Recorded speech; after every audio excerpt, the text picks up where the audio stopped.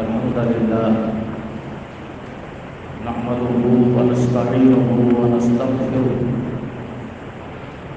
ونعوذ بالله من شرور أنفسنا ومن سيئات أعمالنا من يهده الله فلا مضل له ومن يضلل فلا هادي له وأشهد أن لا إله إلا الله وحده لا شريك له وأشهد أن محمدًا عبده ورسوله أما بعد فإن خير الحديث كتاب الله وخير الهدي هدي محمد صلى الله عليه وسلم وشر الأمور محدثاتها وكل محدثة بدعة وكل بدعة ضلالة وكل ضلالة في النار أما بعد فأعوذ بالله السميع العليم من الشيطان الرجيم رب اشرح لي صدري ويسر لي أمري واحلل عقدة من لساني يفقهوا قولي سبحانك لا علم لنا إلا ما علمتنا إنك أنت العليم الحكيم رب أعوذ بك من همزات الشياطين وأعوذ بك رب أن يحضرون لقد رضي الله عن المؤمنين إذ يبايعونك لقد رضي الله عن المؤمنين إذ يبايعونك تحت الشجرة فعلم ما في قلوبهم فأنزل السكينة عليهم وأثابهم فتحا قريبا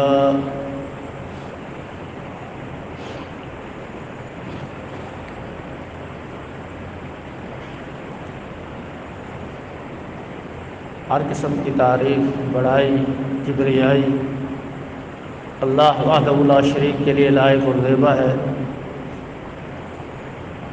جس نے اس کائنات کے اندر انسان کو تمام مخلوق سے احسن بنایا ہے، اشرف بنایا ہے، اکرم بنایا ہے۔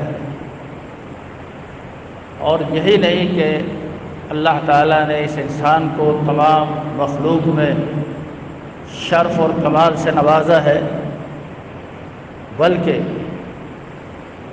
اللہ تعالیٰ نے اس کی ہدایت اور رہنمائی کے لیے انبیاء علیہ السلام کی صورت میں اس کی مسلسل رہنمائی فرمائی۔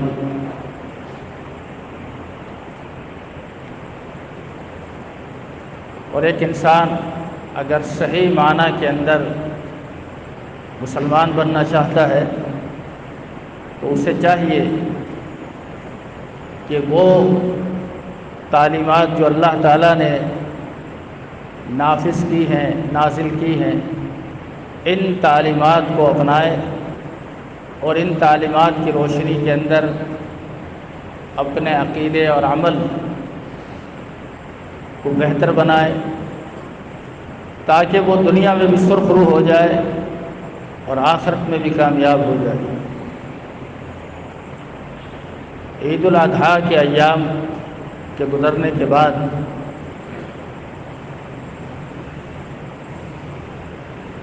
یہ جو ذو الحج کا مہینہ چل رہا ہے، اس مہینے کی مناسبت سے یوں تو بہت سے ایسے مضامین ہیں جس پر گفتگو ہو سکتی ہے، لیکن ذو الحج کے مہینے کی 18 تاریخ اسلامی تاریخ کے اندر ایک عظیم سانحہ ہوا۔ جناب عثمان بن عفان رضی اللہ تعالیٰ عنہ کی مظلومانہ شہادت عمل میں آئی۔ اس تعلق سے چند باتیں ذکر کرنی ہے۔ جناب عثمان رضی اللہ تعالیٰ عنہ کا ایک اپنا مقام اللہ کے رسول صلی اللہ علیہ وسلم کی زبان ترجمان سے یہ صحابہ نے روایت کیا، لیکن سب سے پہلے اس نقطے کو ہی خالی سمجھ لیا جائے کہ صحابیت بھی ایک شرف ہے، اور یہ شرف کوئی معمولی شرف نہیں۔ صحابیت کا شرف بھی ایک بہت بڑا شرف ہے۔ اس کا اندازہ ان واقعات سے ہوتا ہے۔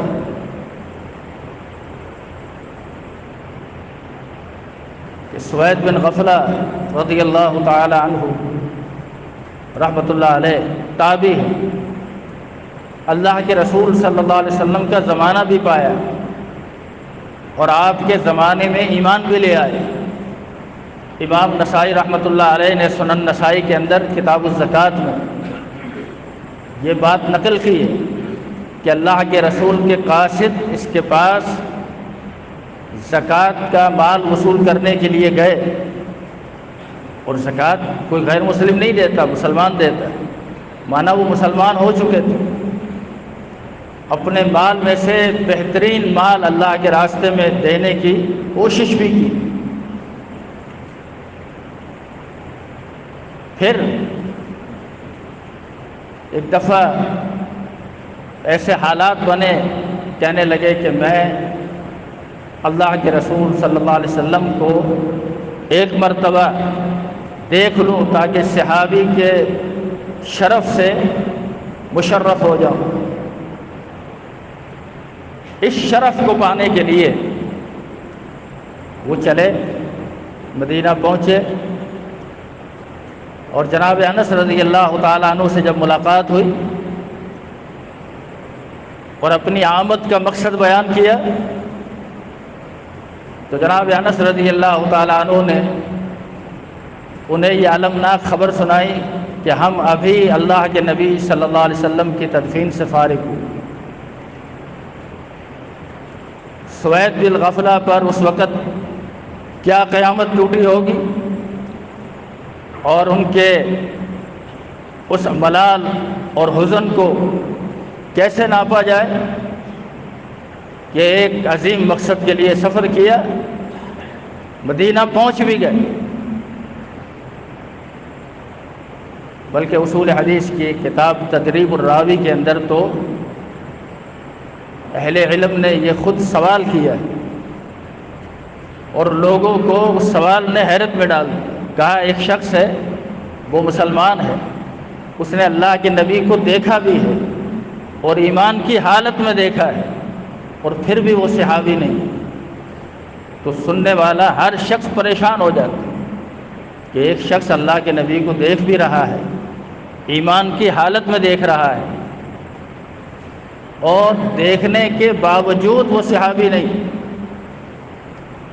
تو پھر اس معمے کو اس طور پر حل کیا گیا اور بتایا گیا کہ ہاں یہ ساری باتیں تو اپنی جگہ پر صحیح ہیں، لیکن جب اس نے اللہ کے نبی صلی اللہ علیہ وسلم سے ملاقات کی اس وقت اللہ کے رسول صلی اللہ علیہ وسلم کی روح کسف انصری سے پرواز کر چکی تھی اور آپ زندہ نہیں تھے۔ اگر آپ حیات ہوتے اور پھر آپ کو دیکھتا تو وہ لمحے بھر کی ملاقات بھی ہوتی تو وہ صحابی ہو۔ بتانے کا مقصد یہ ہے کہ صحابیت اپنے اندر خود ایک شرف رکھتی ہے، صحابیت کا مفہوم اپنے اندر خود ایک معنی فضیلت کا، شرف کا، کمال کا اپنے اندر لیے ہوئے۔ پھر جناب عثمان رضی اللہ تعالی عنہ کو اس کے علاوہ بہت سے شرف حاصل، جناب عثمان رضی اللہ تعالی عنہ کو یہ شرف حاصل ہے جو کائنات کے اندر کسی نبی کے داماد کو شرف حاصل نہیں، اور وہ شرف یہ ہے کہ اللہ کے نبی صلی اللہ علیہ وسلم نے اپنی یکے بعد دیگرے 2 بیٹیاں ان کے نکاح میں تھیں، جبکہ ایسا کسی نبی نے اپنی بیٹی کے رشتے کے تعلق سے کسی کو اپنی 2 بیٹیوں کا رشتہ دیا ہو، ایسا ثابت نہیں۔ تو یہ جناب عثمان رضی اللہ تعالیٰ عنہ کے لیے ایک شرف کی بات ہے۔ پھر جناب عثمان رضی اللہ تعالیٰ عنہ عشرہ مبشرہ کے اندر شامل ہیں۔ جناب عثمان رضی اللہ تعالیٰ عنہ ان صحابہ کرام کے اندر شامل ہیں جنہوں نے اسلام لانے کے سبب سے، اور اسلام لانا مشرکین مکہ کی نظر میں بہت بڑا جرم تھا، اس کی پاداش میں انہوں نے ایسی ماریں کھائی ہیں اور اتنی ماریں کھائیں کہ اس وقت تبصرہ کرنے والوں نے کہا کہ اگر اتنے مصائب اگر پہاڑ پر نازل ہوتے تو پہاڑ کے اندر بھی اگر حس ہوتی تو پہاڑ بھی اپنی جگہ سے ہل جاتے، لیکن آپ اس طرح استقامت کا پہاڑ بنے رہے، اور اسلام لانے کے بعد پھر کبھی کوئی ایسی بات نہیں کی، کبھی کوئی ایسا کام نہیں کیا جس سے اسلام سے بغاوت کی بو نظر آتی۔ جناب عثمان بن عفان رضی اللہ تعالی عنہ ایک عظیم صحابی ہے، اور آپ کے شرف اور کمالات کے اندر یہ بات بھی شامل ہے کہ جیش عسرہ کے موقع پر جیش عسرہ کا مطلب وہ لشکر جو بڑی بے سر و سامانی کے عالم میں تھا، جس کو غزوہ تبوک سے تعبیر کیا جاتا ہے، اور غزوہ تبوک کے موقع پر قلت وسائل کا عالم یہ تھا کہ ایک ایک سواری 18 مجاہدین پر تقسیم ہوئی سلسلے وار، کہ مطلب اس جگہ سے لے کر فلاں جگہ تک یہ اس پر سفر کرے گا، اس کے بعد تمہاری باری ہے، اس کے بعد تمہاری باری، ایک ایک سوار۔ حتیٰ کہ قرآن کے الفاظ یہ ہے کہ اللہ کے نبی صلی اللہ علیہ وسلم کے پاس صحابہ کرام کی ایک جماعت آئی اور آ کر کہنے لگی کہ اللہ کے نبی آپ ہمیں بھی اس غزوے کے اندر لے کر جائیے۔ اور وہ صحابہ کرام کا کیا اخلاص تھا اور کیسی ان کی سچی نیت تھی، ان کے قول و عمل کے اندر تضاد نہیں تھا۔ اللہ کے نبی صلی اللہ علیہ وسلم نے کہا کہ اب میرے پاس تو سواری موجود نہیں ہے، اگر میرے پاس سواری ہوتی تو میں تمہیں ضرور لے کر جاتا۔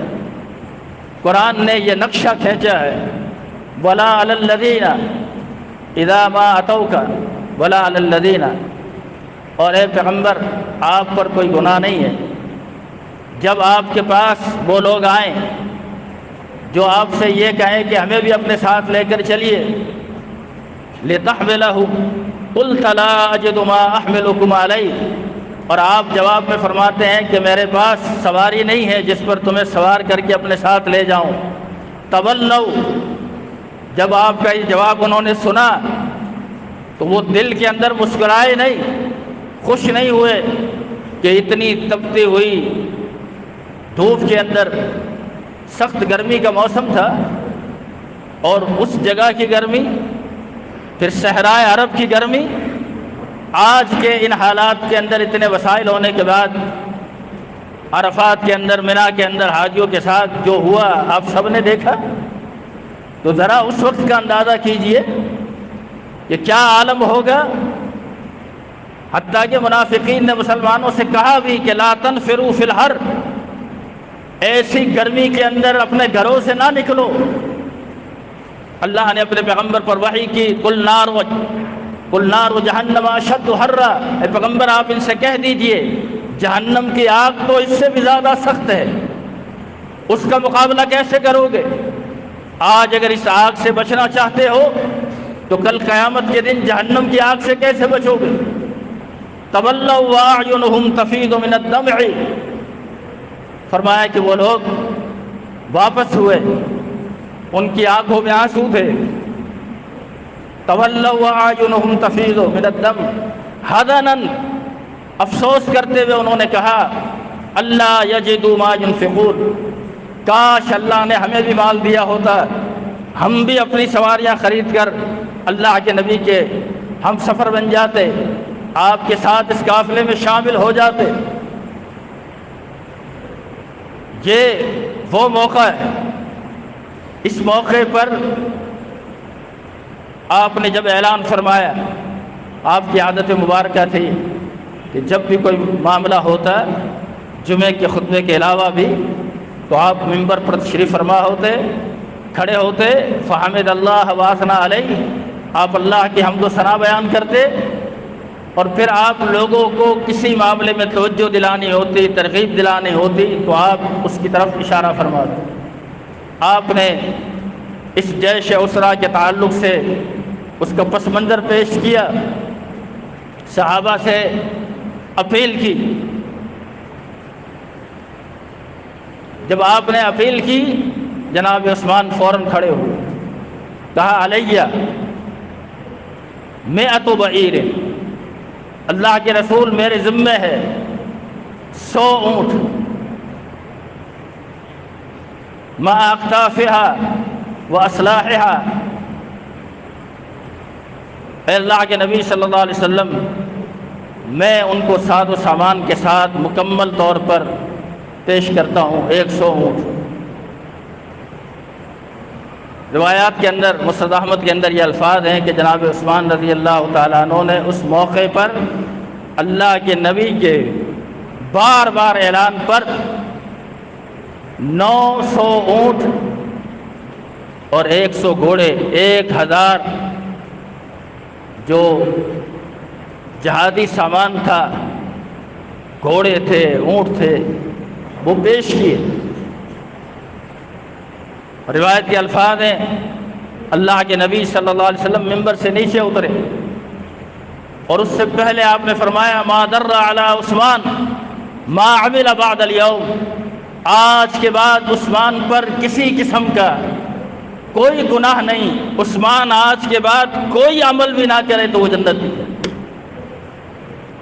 آج کے بعد عثمان کوئی عمل نہ کرے، میں بڑے وثوق کے ساتھ، بڑے دعوے کے ساتھ، بڑے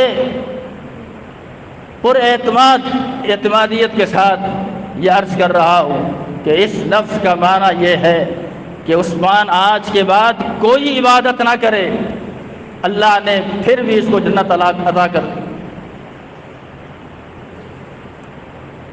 آپ کیا سمجھتے ہیں جناب عثمان رضی اللہ تعالیٰ عنہ نے اس قسم کی بشارت سننے کے بعد اپنے آپ کو جنت کا ٹھیکیدار سمجھ لیا اور آپ عبادات سے بے پرواہ ہو گئے، مستغنی ہو گئے؟ نہیں،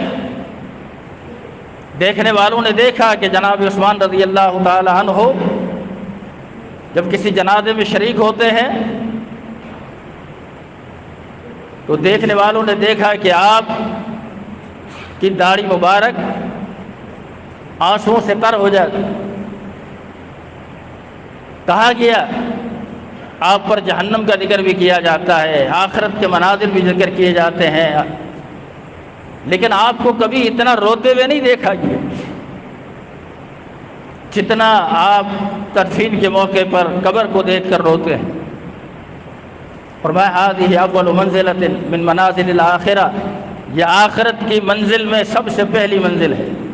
فمن نجا فما بعدہ ایسر، جو یہاں کامیاب ہو گیا بعد آنے والا مرحلہ اور زیادہ آسان ہے، اور جس کی یہیں پکڑ ہو گئی اس کے لیے تو آگے تمام مراحل مشکل ہے۔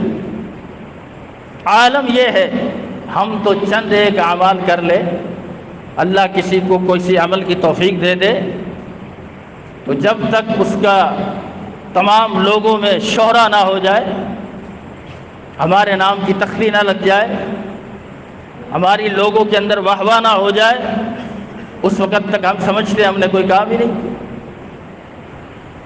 اخلاص کا پیکر یہ لوگ تھے، اولئک هم المؤمنون حقا کے مصداق یہ لوگ ہیں، اولئک هم الراشدون انہیں کہا گیا ہے، اولئک هم الفائزون کامیاب حقیقی معنی میں یہ لوگ ہیں، اولئک هم المفلحون لهم درجات عند ربهم ومغفرۃ ورزق کریم، ان کو کہا گیا کہ اللہ تعالیٰ نے انہیں اگر اتنے شرف اور کمال سے نوازا ہے تو آپ نے کوئی عمل کے اندر سستی نہیں پیدا کر۔ اللہ نے اپنے نبی کے بارے میں بھی تو یہ فرمایا ہے کہ اللہ نے آپ کے اگلے پچھلے سارے گناہ معاف کر۔ عائشہ رضی اللہ تعالی عنہ نے کہا اللہ کے نبی سے کہ اللہ کے نبی آپ اتنا لمبا قیام فرماتے ہیں، اتنا لمبا رکوع، اتنا لمبا سجدہ، حتیٰ کہ فرماتے ہیں کہ بعض دفعہ مجھے دل میں یہ خیال آتا کہ اللہ کے نبی سجدے کی حالت میں انتقال کر گئے، اور میں جانچنے کے لیے آپ کے انگوٹھے کو پکڑتی اور آپ اسے ہلا دیتے، جس سے یہ پتہ چلتا کہ آپ باقید حیات ہیں۔ اور جب میں نے آپ سے کہا کہ کیا یہ بات اس طرح نہیں کہ اللہ نے آپ کے اگلے پچھلے سارے گناہ معاف کر دیے، پھر آپ اتنی عبادت، اتنا طویل قیام، طویل رکوع، وہ فرمایا کہ عائشہ فلا اکون عبدا شکورا، میں اللہ کا شکر گزار بندہ نہ بنوں؟ اگر مالک نے مجھ پر یہ احسان کیا، اللہ نے مجھ پر یہ کرم کیا، تو میرا بھی تو حق بنتا ہے میں اللہ کا شکر گزار بندہ بنوں۔ اگر اللہ نے آپ کو کبھی کسی کام کی توفیق دے دی تو اس پر اللہ کا شکر ادا کیجیے۔ بہت سے کروڑوں پتی ایسے ہیں جن کی دولت کا کوئی شمار نہیں۔ میں نے شیخ صالح الحدمید کا ایک بیان سنا، وہ فرمانے لگے کہ میں نے سعودیہ کے اندر ایسے لوگوں کے بارے میں جانتا ہوں جو ملینر ہے، ان کی دولت کا کوئی شمار نہیں، اور رہتے بھی سعودیہ میں ہیں، لیکن فرماتے ہیں ما حج بیت اللہ، اللہ کی قسم انہوں نے بیت اللہ کا حج نہیں کیا۔ کیا سمجھتے ہیں اگر اللہ کسی نیکی کی توفیق دے دیتا ہے اس میں آپ کا کمال ہے؟ اس پر اللہ کا شکر ادا کرو کہ اللہ تعالیٰ نے تمہیں یہ توفیق عطا کی، وگرنہ بہت سے ایسے لوگ ہیں جو ان تمام سعادتوں سے، ان توفیقوں سے محروم ہیں۔ میں عرض کر رہا تھا جناب عثمان کے بارے میں اللہ کے رسول صلی اللہ علیہ وسلم نے اس طرح فرمایا کہ آج کے بعد تم کوئی عمل بھی نہ کرو، تب بھی تمہارے لیے کوئی نقصان والی بات نہیں۔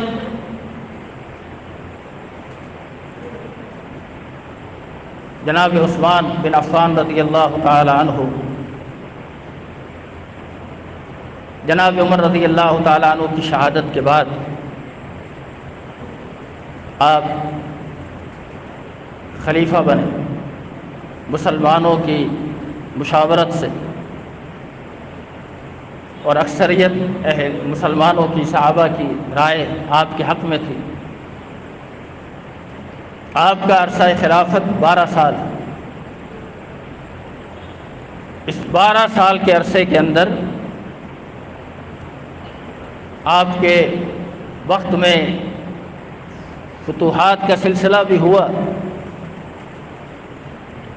اور اسلامی حکومت مضبوط بھی ہوئی، لیکن کچھ ایسے فتنے جنم لے چکے تھے، کچھ ایسے باغی گروہ عمل میں، حرکت میں آ چکے تھے جنہیں اسلام کا یہ تناور دخت کسی طرح ایک آنکھ نہیں بھاتا۔ انہوں نے بڑی پلاننگ پر پلاننگیں شروع کر آپ کے خلاف، مسلمانوں کے خلاف، تاکہ کسی طرح آپ کے رعایا آپ سے بدظن ہو جائے۔ لیکن اللہ تعالیٰ نے آپ کو اس موقع پر استقامت عطا کی۔ بلکہ روایات میں یہ آتا ہے کہ آپ جب خلیفہ بنے تو آپ اکثر فجر کی نماز کے اندر سورہ یوسف کی تلاوت کرتے، اور جو لوگ تھوڑا بہت بھی قرآن کا مطالعہ رکھتے ہیں انہیں پتہ ہے کہ سورہ یوسف کا ایک پس منظر ہے۔ یوسف علیہ السلام کا اپنے والد سے بچھڑ جانا اور ان کے والد کا اپنے بیٹے کی جدائیگی میں ایک عظیم قسم کے صبر اور استقامت کا مظاہرہ کرنا، اور اللہ سے نا امید نہ ہونا۔ تو آپ اکثر اس کی تلاوت کر کے بھی اپنے آپ کو تسلی دیتے۔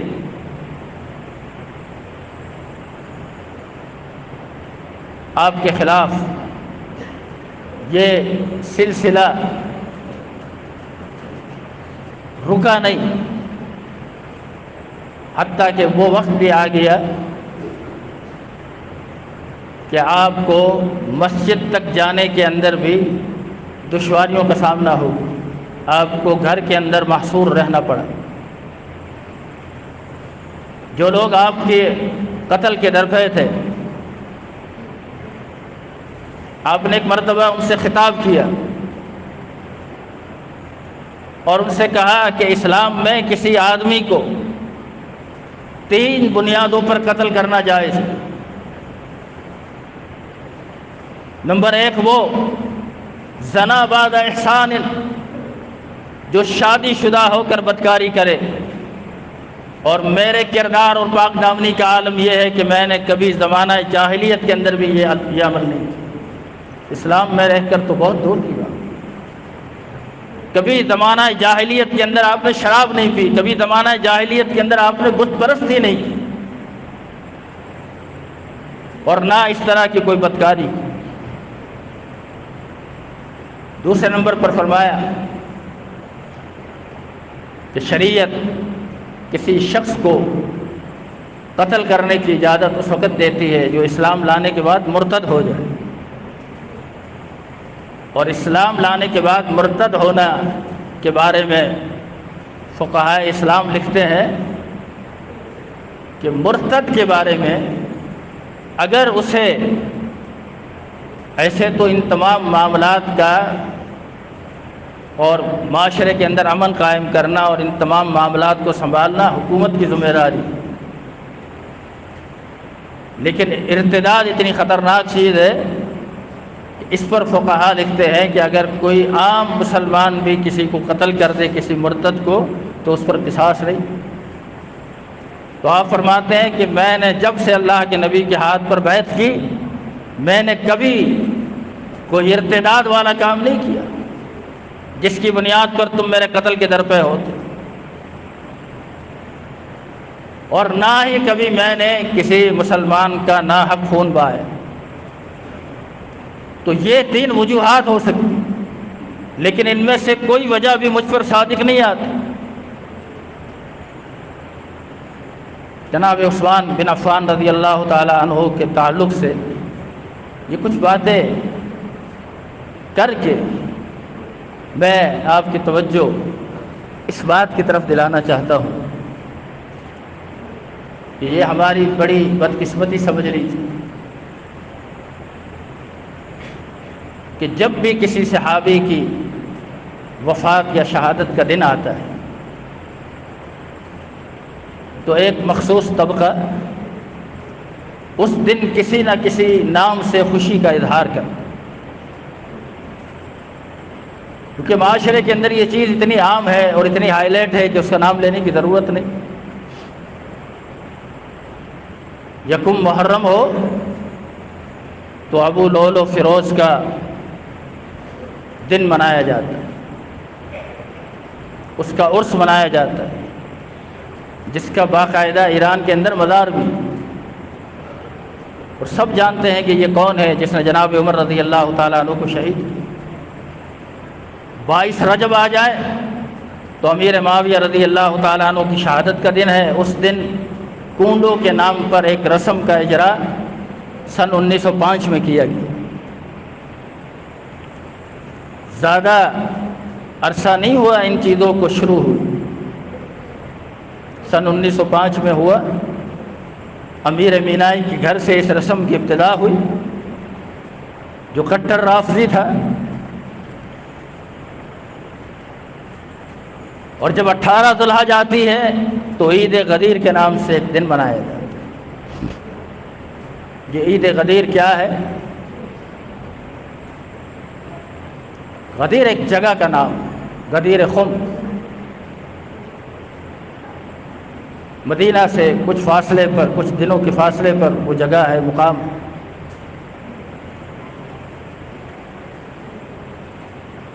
اب اس میں کہیں عید کا دن نہیں ہے، لیکن اس دن کو عید غدیر کے نام سے منایا جاتا ہے اور تاثر یہ دیا جاتا ہے عام لوگوں میں، عام مسلمانوں میں کہ یہ وہ دن ہے اور یہ اس لیے خوشی کا دن ہے کہ اس دن اللہ کے رسول صلی اللہ علیہ وسلم نے جناب علی رضی اللہ تعالیٰ عنہ کی خلافت کا اعلان کیا. معاذ اللہ ثم معاذ اللہ. واقعہ کا پس منظر کیا ہے؟ واقعہ کا پس منظر یہ ہے کہ جناب خالد بن ولید رضی اللہ تعالیٰ عنہ نے یمن سے کچھ مال غنیمت بھیجا. اللہ کے رسول صلی اللہ علیہ وسلم تک جب خبر پہنچی تو آپ نے فرمایا کہ جناب علی کے پاس وہ مال حوالے کر. جناب علی رضی اللہ تعالیٰ عنہ نے اس مال کے 5 حصے کیے. 5واں حصہ اللہ کے رسول کا ہے اور اللہ کے رسول پھر اس کو، جیسا کہ قرآن مجید میں ذکر ہے 10ویں پارے کی پہلی آیت میں، وَاعْلَمُوا أَنَّمَا غَنِمْتُم مِّن شَيْءٍ فَأَنَّ لِلَّهِ خُمُسَهُ وَلِلرَّسُولِ وَلِذِي الْقُرْبَىٰ وَالْيَتَامَىٰ وَالْمَسَاكِينِ وَابْنِ السَّبِيلِ. یہ جو 5واں حصہ ہے یہ اللہ اور اس کے رسول کے لیے ہے. اللہ کی طرف اس کی اضافت نسبت شرف کے اعتبار سے ہے، ورنہ اللہ کو اس مال کی ضرورت نہیں. وَلِذِي الْقُرْبَىٰ، رسول کے قریبی رشتہ داروں میں جناب علی رضی اللہ تعالیٰ عنہ بھی تھے. یتیموں کے لیے ہے، مسکینوں کے لیے ہے، یہ اس کے مستحقین ہیں. جناب علی نے اس کے 4 حصے لوگوں میں مستحقین میں تقسیم کیے اور 5ویں حصے میں سے کچھ اپنے لیے لیا.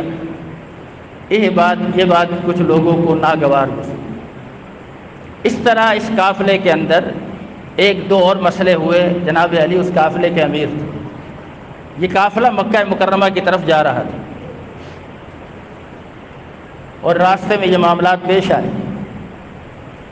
اللہ کے نبی صلی اللہ علیہ وسلم سے لوگوں نے جناب علی کے اس رویے کی شکایت، جیسے لوگوں کو جناب علی کا یہ عمل پسند نہیں آیا، یا کسی نے، جیسے اسامہ بن زید کے بارے میں آتا ہے کہ انہوں نے آپ کے بعد عمل کو ایسا سمجھا جیسے ان کے ساتھ زیادتی ہو رہی اور جناب علی ان پر سختی کر رہے ہیں، جبکہ ان میں اس کی جو ذمہ داری لگائی تھی اس میں ان سے کوتاہی ہوئی تھی جناب اسامہ بن زید سے. تو جناب علی نے ان پر تھوڑی سختی کی. اور جو امیر ہوتا ہے ظاہر ہے اس نے سب کو لے کر چلنا ہوتا ہے، اس نے کسی کی طرفداری نہیں کرنی ہوتی. بس یہ چھوٹے چھوٹے 2 واقعات پیش آئے تھے جس کا صحابہ نے اللہ کے نبی سے شکوہ کیا. آپ نے کوئی جواب نہیں دیا. آپ حج سے فارغ ہوئے، واپس آ رہے تھے. غدیر خم پر جب پہنچے، اکثر صحابہ قافلے سے جو ان کا مقام آتا گیا چھٹتے گئے. مخصوص لوگ رہ گئے اور وہی لوگ رہ گئے جنہوں نے یہ باتیں کی تھی. تب آپ نے یہ جملہ فرمایا کہ من کنت مولاہ فعلی مولاہ. اس کا معنی یہ ہے کہ مطلب میں جس کا مولا ہوں، میں جس کا محب ہوں، جو مجھ سے محبت کرتا ہے وہ علی سے بھی محبت کرے. اس کو علی کے بارے میں دل میں میل نہیں لانا چاہیے. یہ ہے اس واقعے کا پورا سیاق و سباق. اس کا کہیں یہ معنی نہیں ہے کہ میرے بعد علی رضی اللہ تعالیٰ عنہ خلیفہ ہے. اگر اس کا مفہوم یہی ہے جیسا ایک طبقہ گاتا پھر رہا ہے اور کچھ کم عقل لوگ آج کل جس کو بھی یہ سوشل میڈیا کا پلیٹ فارم ملا ہوا ہے، اس کی مثال ہماری اردو زبان کے اندر ایک بڑا مشہور محاورہ ہے، آپ نے بھی سنا ہوگا کہ اندھوں میں کانا راجا، کہ سارے لوگ اندھے ہوں اور اس میں ایک آدمی ایک آنکھ سے دیکھنے والا ہو تو وہ سمجھے گا نا کہ مجھے سب سے زیادہ نظر آتا ہے۔ یہ مثال ہے اس سوشل میڈیا پر آنے والے لوگوں کی، کہ جن کی نہ کوئی علمی تحقیق ہے، نہ کوئی علمی مقام ہے، نہ کوئی علمی نام ہے، جو ان کے منہ میں آتا ہے وہ اگل دیتے ہیں۔ اور عوام کی جہالت یہ ہے کہ وہ بلا تحقیق بلا سوچے سمجھے کہتے ہیں اس میں لاجک ہے۔ مجھے آج تک یہ لاجک سمجھ میں نہیں آیا، کہ پتہ نہیں اس میں کیا لاجک ہے، آپ لوگوں کو پتہ نہیں کیا اس میں نظر آتا ہے۔ مجھے تو احادیث رسول کی روشنی کے اندر ان کے علم پر ماتم کرنے کو جی کرتا ہے۔ جو مفلس فی العلم ہیں، عقل اور علم سے تہی دست ہیں، جو امت کے اندر اتحاد کے نام پر شغاف اور اختراق پیدا کر رہے ہیں، لوگ انہیں مصلحین امت سمجھتے ہیں۔ بہرحال یہ تاثر دینے کی کوشش کی کہ اللہ کے رسول صلی اللہ علیہ وسلم نے کہا کہ اس روایت کا یہ مفہوم کہ میرے بعد جیسے میں آج ہوں، میرے بعد پھر اسی طرح جناب علی رضی اللہ عنہ۔ تو سوال یہ پیدا ہوتا ہے کہ آپ اس سے پہلے حج میں تھے، یہ شکایت آپ تک پہنچ چکی تھی، آپ میدان عرفات میں تھے، میدان منا میں تھے، وہاں لوگوں کا جم غفیر تھا۔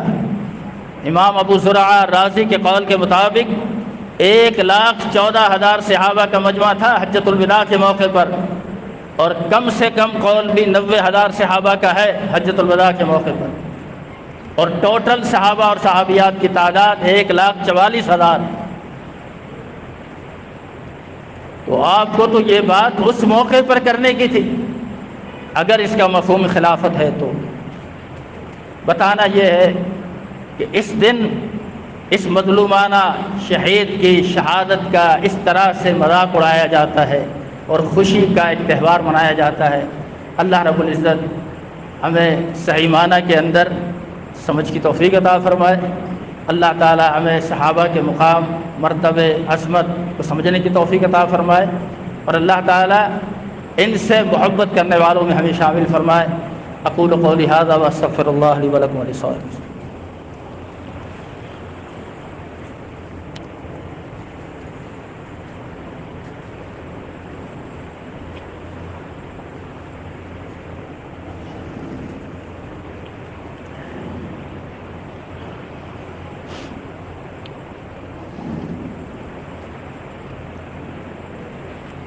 ان الحمد للہ نحمده ونستعینه ونستغفره ونعوذ باللہ من شرور انفسنا ومن سیئات اعمالنا، من يهده الله فلا مضل له ومن يضلل فلا هادي له، واشهد ان لا اله الا الله وحده لا شريك له، واشهد ان محمدا عبده ورسوله۔ اما بعد فان خير الحديث كتاب الله، وخير الهدي هدي محمد صلى الله عليه وسلم، وشر الامور محدثاتها وكل محدثة بدعة، وكل بدعة ضلالة، وكل ضلالة في النار۔ اللهم صل على محمد وعلى آل محمد كما صليت على إبراهيم وعلى آل إبراهيم إنك حميد مجيد۔ اللهم بارك على محمد وعلى آل محمد كما باركت على إبراهيم وعلى آل إبراهيم إنك حميد مجيد۔ اللهم إنا نسألك العفو والعافية في الدنيا والآخرة۔ اللهم إنا نسألك الهدى والتقى والعفاف والغنى۔ اللهم أحسن عاقبتنا في الأمور كلها وأجرنا من خزي الدنيا وعذاب الآخرة۔ تمام بیماروں کے لیے دعا کریں، اللہ تعالیٰ انہیں شفاء کاملہ نصیب فرمائے۔ ہمارے شیخ محترم علامہ عبداللہ ناصر رحمانی حفظہ اللہ، آپ بھی کچھ دنوں سے عارضہ عرق النساء کے اندر مبتلا ہیں۔ اور اس پر مستعد یہ کہ ایک دو دفعہ آپ گھر کے اندر ہی گر پڑے، سلپ ہو گئے۔ بہرحال ان کی صحت یابی کے لیے دعا کریں، اللہ تعالیٰ انہیں صحت کاملہ عاجلہ نصیب فرمائے۔ اسی طرح ان کی اہلیہ، وہ بھی عرصہ دراز سے علیل ہیں اور پچھلے دنوں یہ نوبت آ گئی کہ ہاسپٹل میں بھی ایڈمٹ کرنا پڑا۔ اللہ تعالیٰ انہیں بھی مکمل طور پر صحت کاملہ عاجلہ نصیب فرمائے، اور جو بھی بیمار ہیں اللہ تعالیٰ تمام بیماروں کو شفائے کاملہ عاجلہ نصیب فرمائے۔ جو پریشان حال ہیں اللہ تعالیٰ تمام کی پریشانیوں کو دور فرمائے۔ اس وقت جہاں کہیں دنیا کے اندر مسلمان مظلوم ہیں، فلسطین میں، غزہ میں اور جگہوں پر، اللہ تعالیٰ ان تمام مظلوم مسلمانوں کی مدد فرمائے۔ اللہم انصر الاسلام والمسلمین، اللہم انصر الاسلام والمجاہدین فی فلسطین وفی غزہ وفی کل مکان۔ اللہم انا نسألک العفو والعافیۃ فی الدنیا والآخرہ۔ اللہم انا نسألک الہدی والتقی والعفاف والغنی۔ اللہم احسن عاقبتنا فی الامور کلہا واجرنا من خزی الدنیا وعذاب الآخرہ۔ اسی طرح گرمی کی جو شدت ہے وہ بھی آپ دیکھ رہے ہیں۔ دعا کریں کہ اللہ تعالیٰ، اللہ کے نبی صلی اللہ علیہ وسلم سے اس سلسلے میں صلاۃ الاستسقاء پڑھنا بھی ثابت ہے اور دعا بھی ثابت ہے، اور دعا آپ نے ایک مرتبہ جمعے کے خطبے ہی میں کی۔ تو یہ ایک موقع ہے، اس موقع کے تعلق سے ہم بھی اس سنت پر عمل کر لیتے ہیں کہ اللہ تعالیٰ اس وقت بارش نہ ہونے کے سبب سے اور گرمی کی شدت میں اضافہ ہونے کے سبب سے بھی لوگ پریشان ہیں، اللہ تعالیٰ اس پریشانی کو دور فرما۔ اللہم اسقِ عبادک و بہائمک وانشر رحمتک واحی بلدک المیت۔ اللہم اسقِ عبادک و بہائمک وانشر رحمتک واحی بلدک المیت۔ اللہم اسقِ عبادک و بہائمک وانشر رحمتک واحی بلدک المیت۔ اللہم انصر الاسلام والمسلمین، اللہم اعز الاسلام والمسلمین، اللہم انصر من نصر دین محمد صلی اللہ علیہ وسلم واجعلنا منہم، واخذل من عارض عن دین محمد صلی اللہ علیہ وسلم ولا تجعلنا منہم۔ ربنا اغفر لنا ولإخواننا الذين سبقونا بالإيمان ولا تجعل في قلوبنا غلا للذين آمنوا ربنا إنك رؤوف رحيم۔ سبحان ربك رب العزة عما يصفون وسلام على المرسلين والحمد لله رب العالمين۔